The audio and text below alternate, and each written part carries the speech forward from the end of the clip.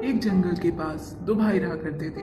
इन दोनों में से जो बड़ा भाई था वह बहुत ही खराब था, हमेशा गुस्से में रहता था और अपने बड़ों का सम्मान भी नहीं करता था।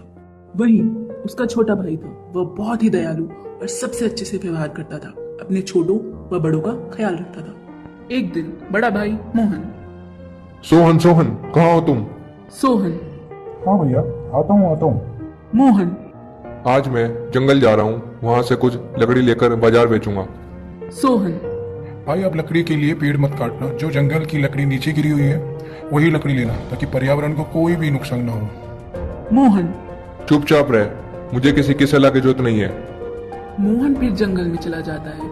वहां उसे जंगल में लकड़ी मिलती है, पर उसे एक पेड़ दिखाई देता है जो कि बहुत सुंदर होता है। मोहन उसे देखकर मन में सोचता है, वाह क्या पेड़ है, इसकी लकड़ी काट के अगर मैं बाजार में बेचूंगा तो मुझे बहुत अच्छा दाम मिलेगा। रुको रुको भाई, मुझे मत काटो। मेरी शाखाओं पर कई जीव रहते हैं और कई जीवों का भरण पोषण मेरे फलों से होता है, उनका क्या होगा? अरे मुझे यह सब नहीं पता, मुझे तुम्हारी लकड़ी चाहिए, मैं तो उन लकड़ी से पैसा कमाऊंगा। पेड़ विनती करता है पर मोहन नहीं मानता। जादुई पेड़ को गुस्सा आ जाता है, वह अपना बड़ा सा मुंह खोलता है और मोहन को अपने मुंह में रख लेता है। दूसरी ओर हाँ, बहुत समय हो गया, भैया अभी तक नहीं लौटी। कहाँ रह गए? सुबह के गए हैं, कुछ खाया भी नहीं है उन्होंने।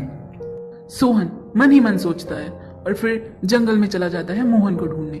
मोहन को ढूंढते ढूंढते वह जादुई पेड़ के पास पहुंच जाता है। वह उस पेड़ को देखता है। वो पेड़ बहुत ही सुंदर और आकर्षक लग रहा होता है। अरे वाह, क्या पेड़ है, बड़ा सुंदर पेड़ है। तुम कौन हो? यह सुनकर सोहन डर जाता है और चक्कर खाकर गिर जाता है। फिर थोड़ी देर बाद उसे होश आता है। तुम कैसे बोल सकते हो? तुम तो पेड़ हो।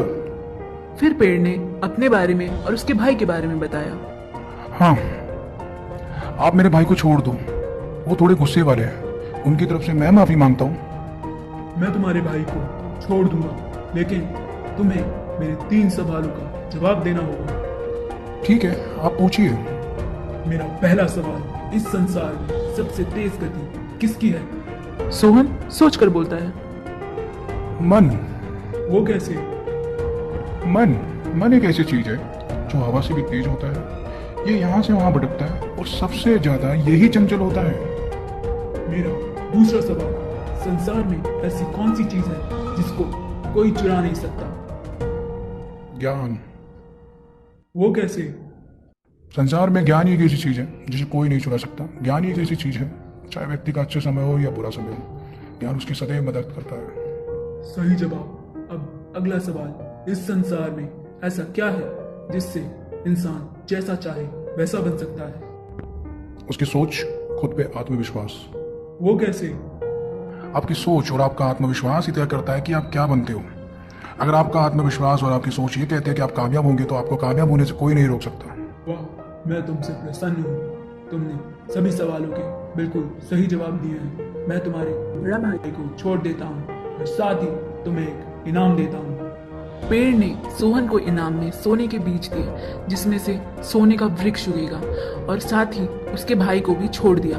फिर दोनों भाई साथ साथ